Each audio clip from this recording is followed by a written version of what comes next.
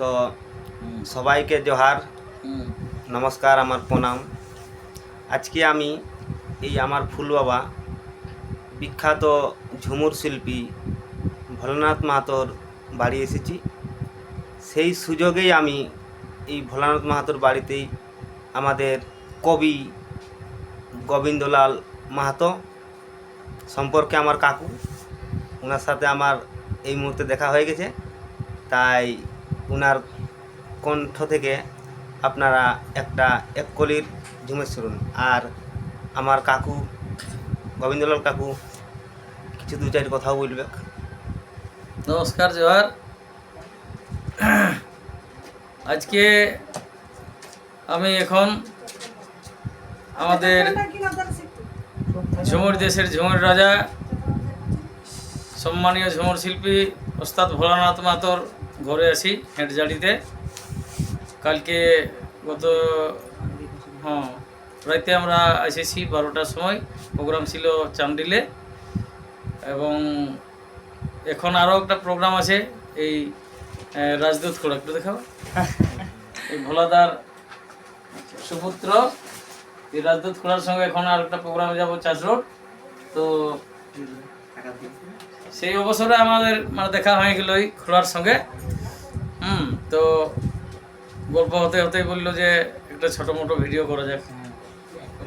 তো এক কলি ঝুমের হোক নাকি? হ্যাঁ, এক কলি ঝুমুরটা হয়ে যেত।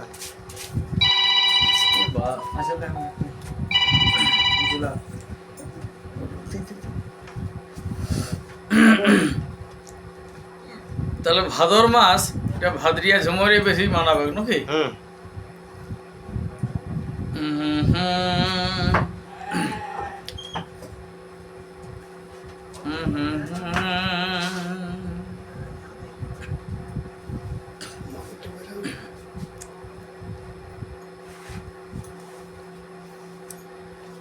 আরে রপা রপি সিরানে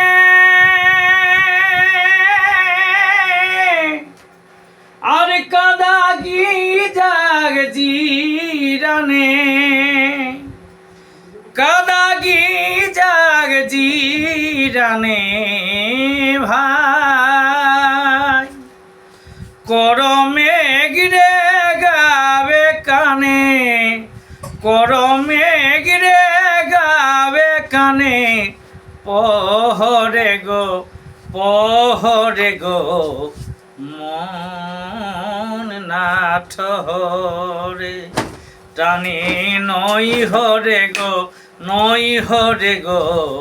মন না ঠহরে। ওহো মরি হায় হাই আই আই করমে গিরে গাবে কানে, করমে গিরে গাবে কানে পহরে গো মন না ঠহরে টানে নই হরে গো মন না ঠহরে। গোটা ঝুমুরটা এখন বলা যাচ্ছে না, আমরা অনুষ্ঠানে বার হচ্ছি, একটু দেরিও হয়ে গেছে। তো যাই হোক, অন্যদিন তখন হবে কারো সময় নিয়ে একটু। ঠিক আছে, জোহার। তাহলে হ্যাঁ, জোহার। আজ এইটুকুই যথেষ্ট হইল আমাদের। পরবর্তী ভিডিও আসছি আমি।